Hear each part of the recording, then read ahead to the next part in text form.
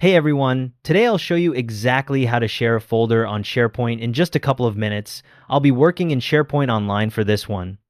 First, go to your SharePoint site and open the document library that contains the folder you want to share. You'll see a list or grid view of all your files and folders.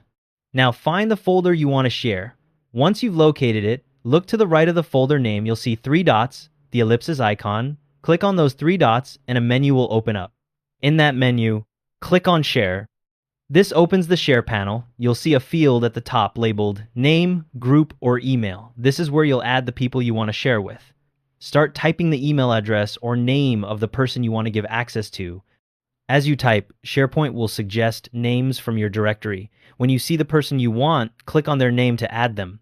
If you're sharing with multiple people, just repeat this, type the next person's name or email, and select them from the list.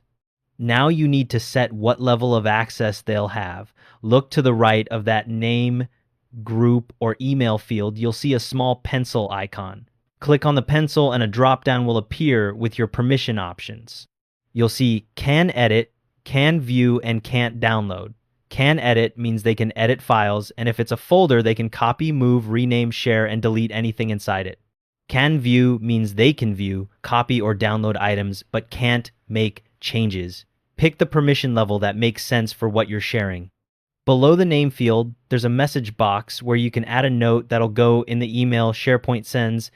This is optional if you want to include a quick explanation of why you're sharing or what they should look at. Type that in now. If not, just leave it blank. Once you've added everyone and set their permissions, click the Send button. You'll see a confirmation panel pop up letting you know the link has been shared, and SharePoint will automatically send an email invitation to everyone you added. A couple of useful things to know: SharePoint tracks who has access to each folder, so you can always go back and remove someone's permission or change their access level later. To do that, just click the three dots next to the folder again and select Manage Access. That'll show you everyone who currently has access.